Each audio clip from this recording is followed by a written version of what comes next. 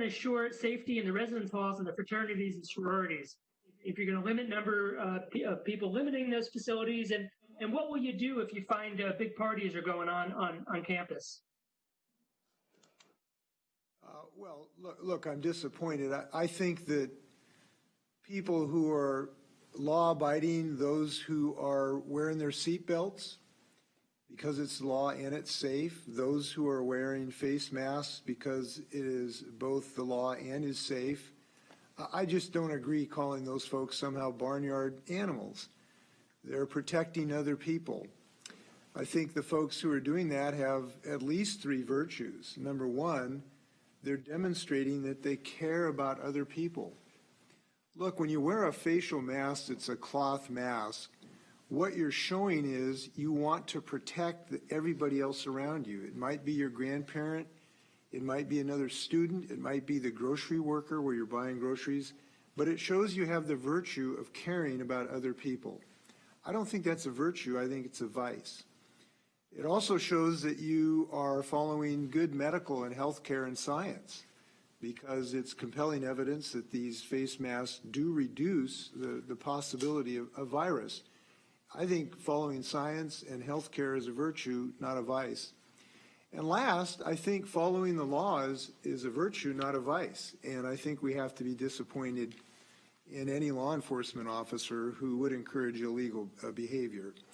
Fortunately, I don't think it's going to have a big impact because Washingtonians have demonstrated huge compliance with our orders so far. We're already seeing increasing face mask usage even before our proclamation. It's almost doubled in Yakima County in the last couple of weeks. So we think we're going to be successful on this, and I hope so, because this is all about saving people's lives, and I think that's a noble purpose. Attempt to answer the question for our campus, and we've talked enough that I know that there's some similarities. First of all, we are looking very closely at density across all our housing units. For example, our fraternities and sororities will be at 50% capacity, and depending on what kinds of dormitories, we have some doubles, we're also reducing density. But I think that one thing that's going to be really important is from day one, how do we create a culture where we all recognize that that our lives are all intertwined and that we're all responsible for our own and for other people's safety. We are going to be doing education from day one. Right now, one of our faculty members is doing a study to see what is it that motivates students, people in that age group that sometimes get defined as low risk, but in fact, that age group, they're almost just as likely to get COVID, and the complications, they may not die from it, but there's serious complications there. And of course, it's what are they going to take home to their grandparents, others, etc. But how do we build that culture? We've been talking about, maybe having an honor code that students take from day one. We've been talking about, how do we empower our students to, when someone else is kind of out of line, feeling comfortable, it's kind of the old see something, say something. We've been developing some of that culture, quite frankly, around the Me Too movement and around sexual harassment, where if you see something, you get involved.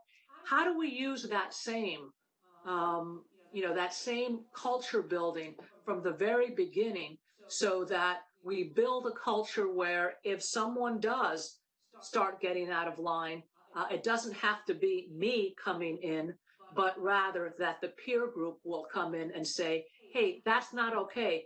That isn't the way that we do things at the University of Washington. President Belton, you had something to add? I think President Kasi points out something very important, that each campus is unique, and I think Governor Inslee, you mentioned that as well earlier. We are all taking our own measures based on the type of campus and the type of residences we have. Just as an example, we're maximizing the number of singles and doubles on our campus, and I think most of the university presidents I've spoken to are setting aside rooms for isolation and or quarantine.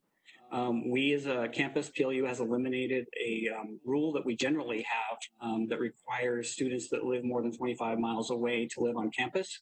We're eliminating that for a year. And then to the party issue, we're a Lutheran school, so there are no parties on our campus.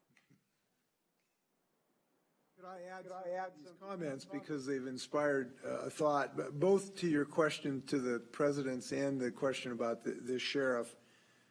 This is about demonstrating our respect and care for the other people around us. And I think that people who wear masks are not fearful or timid. They are caring and courageous. And when people on a campus remind their fellow students that, hey, you know, masking up is kind of makes sense, that shows you're caring and courageous. When people suggest that we should all follow the law, that's caring and courageous.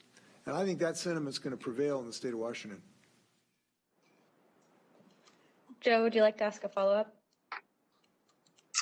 No, that's it. Thank you. Okay. So next we will go to Jerry Cornfield with the Everett Herald. Go ahead, Jerry. There we go. Wanted to ask first, Governor, about the testing. Yesterday, you mentioned the infection rate was reaching a danger zone on both sides of the Cascades, and numbers are surging. What can you tell us today? What have you learned today about the situation in Washington? And have you seen any evidence yet that the large-scale demonstrations and rallies around the state are having an impact on those numbers? I don't have any information that was different than yesterday. I typically get the EPI report, the epidemiological report, late in the afternoon. I haven't seen it yet.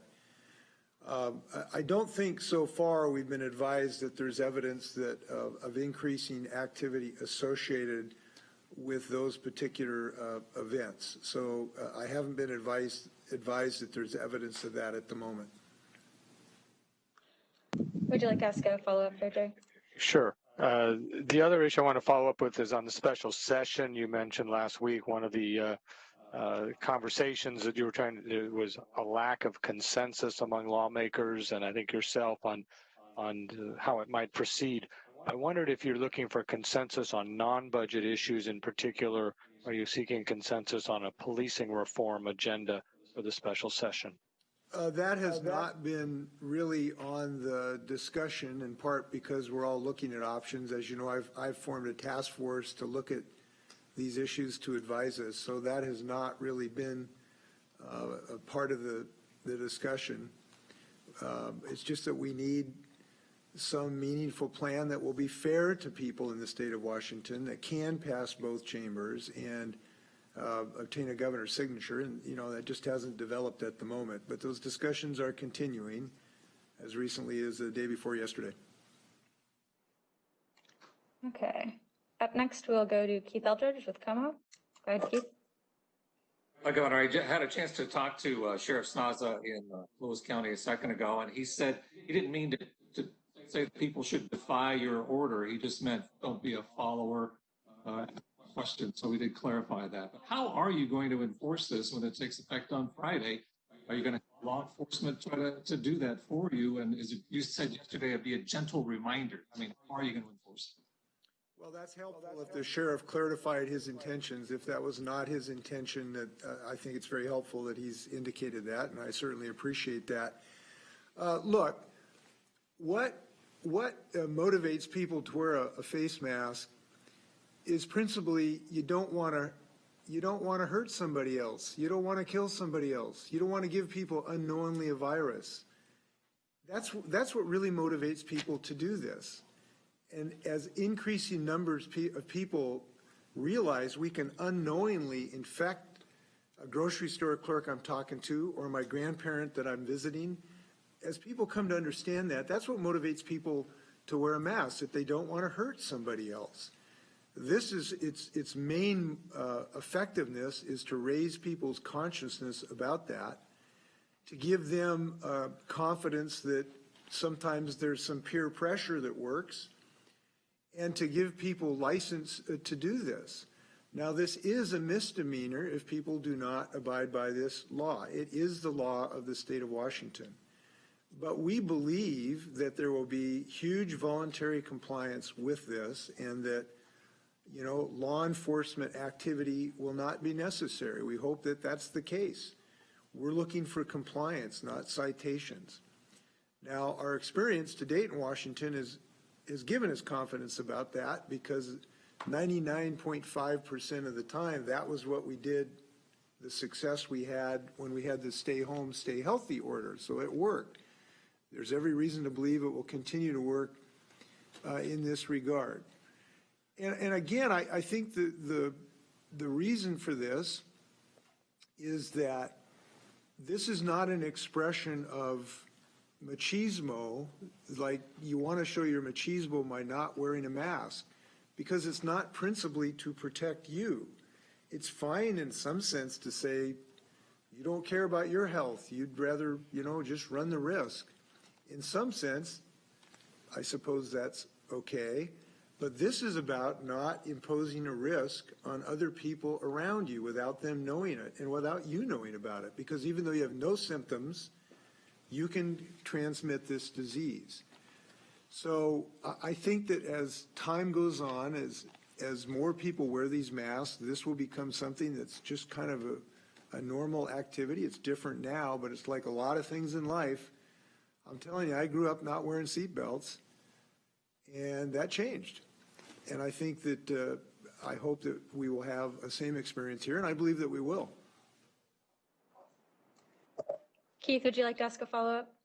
Yeah, can I just add one comment? Because I think one thing that at times we've been hearing is that, I think that young people are very aware that I can take this home to my grandmother, and but part of the message that we really need to get out, but they feel that, hey, I'm not, if I give it to a peer, someone else that's in their 20s, it's no big deal.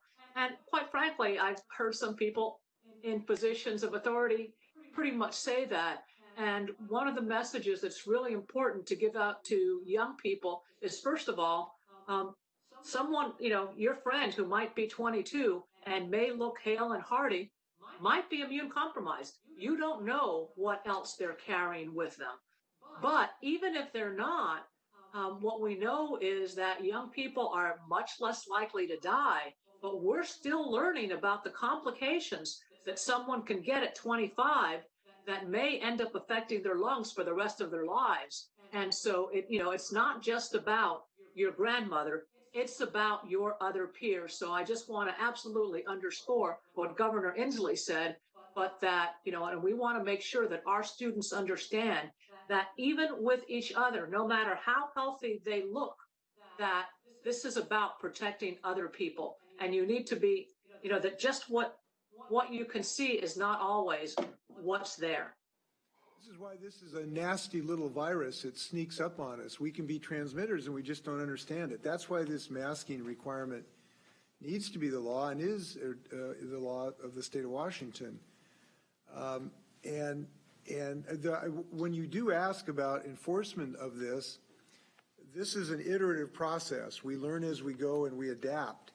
If this virus will continue to grow, and if not enough people do wear masks, then there could be more appropriate law enforcement activity. Or potentially counties could have to either not advance to the next phase or maybe even go backwards. We're just not out of the woods on this yet. And that's why I think we need to be vigilant, aggressive, and responsible. And I think this masking order does all three of those things. Okay, Keith, would you like to ask a follow-up? No, I'll cede my time to others. Thanks. All right. So next we'll go to Jim Camden with the Spokesman Review. Go ahead, Jim. Thanks. I am wondering, with limitations on visitors and also large gatherings, what does this mean for athletic events and some other traditional events on college campuses like Mom's Weekend or Dad's Weekend, things like that? Do the presidents want to answer that? How about the Lutz? To give it Go ahead, Amari.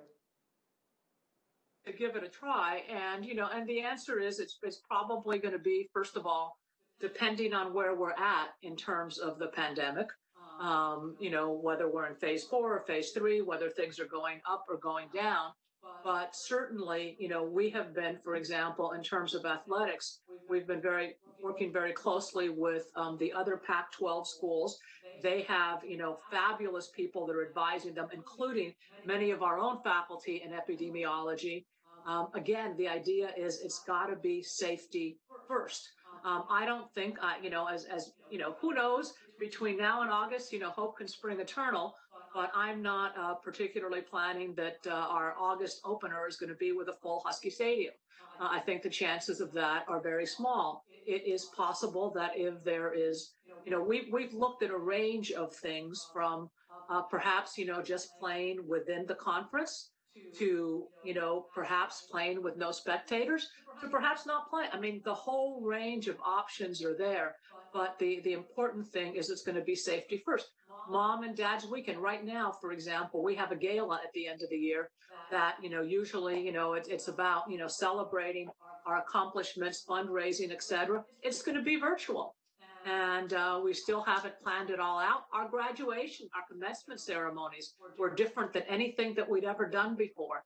One of the things that's, that's been fun, and the amount that's been fun has been about that big, but has been that it's really taken, all the creativity in people has come out, in all kinds of ways. And we're finding all kinds of new and interesting ways in which to build community. Community is critical, and we will be building community on campus, but we'll be doing it in a very different way.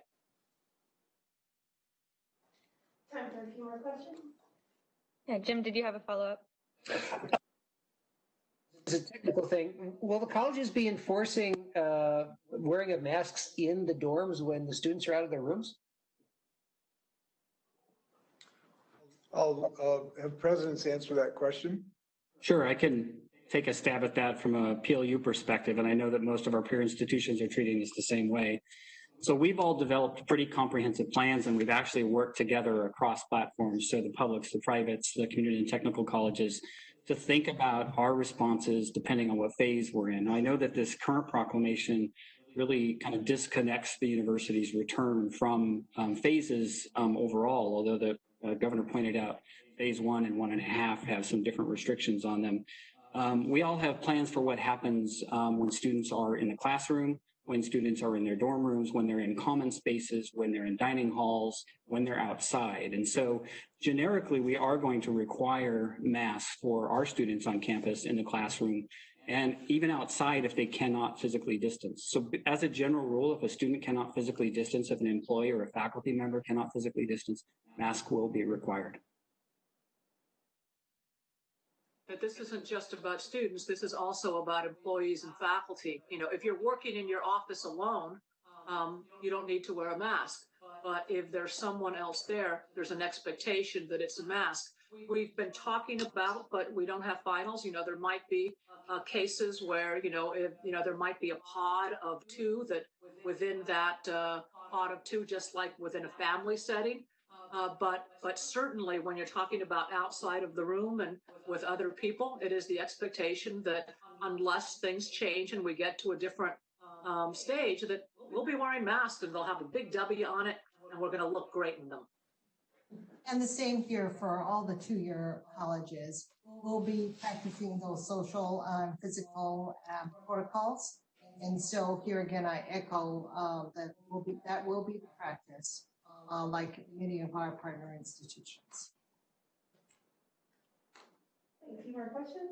Yes, we've got time for 2 more. Up next, we'll go to Hannah Scott with Cairo Radio. Go ahead, Hannah. Hi, Governor. I have just a couple of quick ones today. One, a follow-up from yesterday. I know you spoke about the face mask requirement statewide, that people with medical conditions would be exempt. I got a lot of questions today from people wanting to know, will they need a medical note, like in a vaccine situation? Or what about people with claustrophobia, anxiety, things like that? And I'm also hearing about large gatherings, specifically in Snohomish County, of more than 50 people where there was a person who was infected and now everyone is being contact traced there. Wondering if you can speak to just our state on people gathering and not being at that point yet where we should do that. Well, as far as folks who have medical conditions, there's no requirement in the order that you have a certification from a physician. It's largely a self-decision in this regard, and we largely will defer to people's decisions about that. And we trust people, and by the way, this is about trusting Washingtonians. We're trusting Washingtonians to do the right thing here, and we believe we're going to get a lot of compliance. As far as large gatherings, look, there are still rules in effect, and we expect people to follow them. And large gatherings are a real problem, and that does include even when you're outside, because when people are packed together, you can still have transmission outside, and that's why these rules are in place. So the specific rule as to the size of the gathering, you got to check with your local county to see what phase it's in, but those need to be followed because that's a significant issue. And if you've looked at the super spreader events, there's kind of a phenomenon called super spreader. We have somebody who's really good at getting a viral load out there, and they've affected dozens of people at some of these events, sometimes family events. You've read over a dozen people get infected. So this is a real thing, and when this happens, like in Snohomish County, it puts a real burden on us because we have to go contact trace everybody in that crowd. And that's, that takes a lot of personal power. Now, thankfully, we've had the foresight to train about 1,000 people to do that work. So we got those people ready. But don't put that on other people that have to do that work. Just be sensible. We understand being young too. This is one place where the young can be leaders on this. The young understand parties, but don't go infect your grandparents. That's a request we're making to people under the age of 30. Hannah, did you have a follow-up? No, I'm all set. Thank you. Okay, so for our last question, we'll head to Alexis Kroll with the Tacoma News Tribune. Go ahead, Alexis. With the CARES Act funding, some schools have said that shifting guidance from the Department of Education delayed the process of getting that funding to students. I'm wondering if these experienced that, and also if they can speak more about what kind of emergency relief is available to students going into the fall.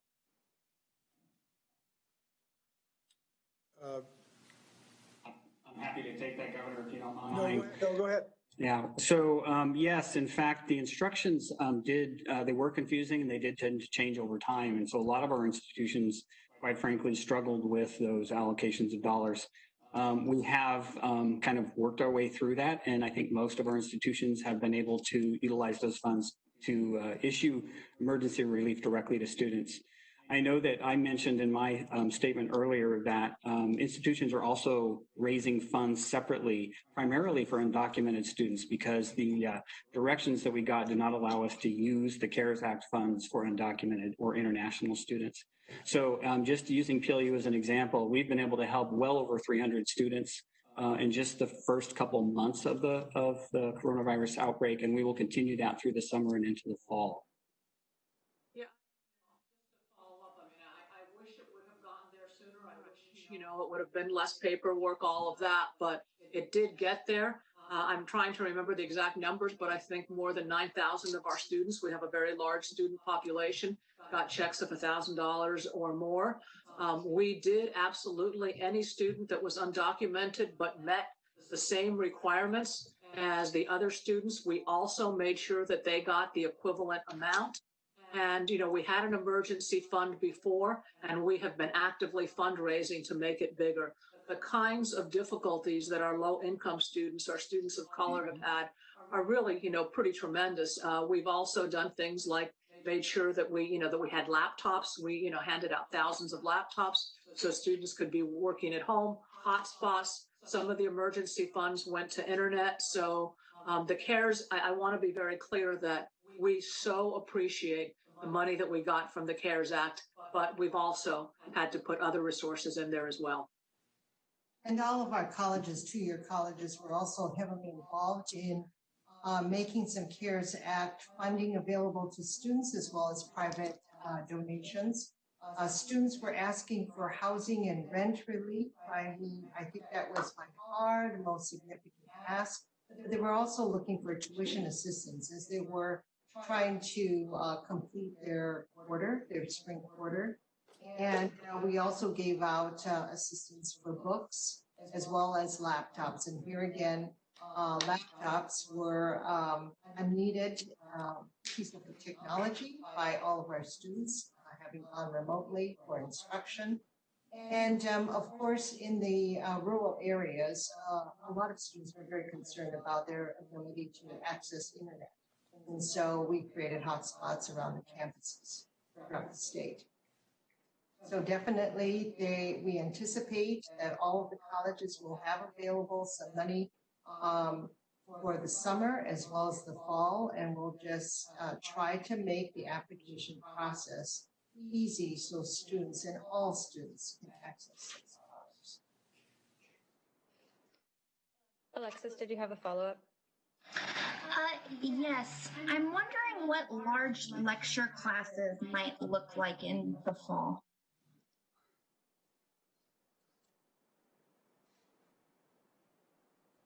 You know, we're still working out those details, and we are still, you know, remember, we're a quarter system, so we don't start until late September.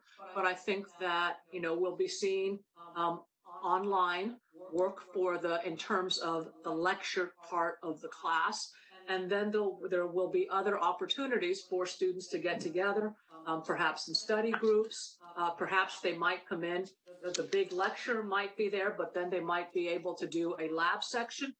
It really varies because our big lectures are, you know, tremendously variable. But I'll point out, for example, our Biology 180 class, which is our I think it's one of our, I don't want to say the single, but one of our top, you know, 3 or 4 largest classes already, even before the pandemic, functioned as a split the classroom, where students actually watched the lectures at home and they could replay, or in their dorms, and they could or in groups, and they would replay those sections that, you know, they didn't understand as well, etc.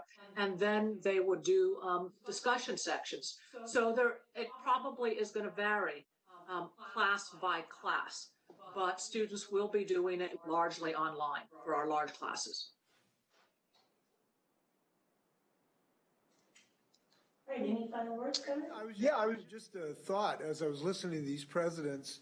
One of the things that ought to give us increasing confidence facing this big challenge, and it is a big challenge, as the data reveals, we've got big challenges with COVID-19. There are increasing infection rates in many parts of our state, but I think there's reason to be confident. That is, we're working together on this, and I think that ought to be heartening. Washington State University is doing good work, not just the UW. So the Huskies and Cougars are working on this problem. Republicans and Democrats. I've talked to Republican mayors and county commissioners in Eastern Washington who are working to encourage their folks to wear masks, as are some Democrats in various places. Nurses and doctors are working together who've been heroes. I just think in difficult times, the thing that works best is to work together. And I think we're seeing that happening, and that ought to be encouraging to us. So let's keep up this work and wash your hands, mask up. Thank you.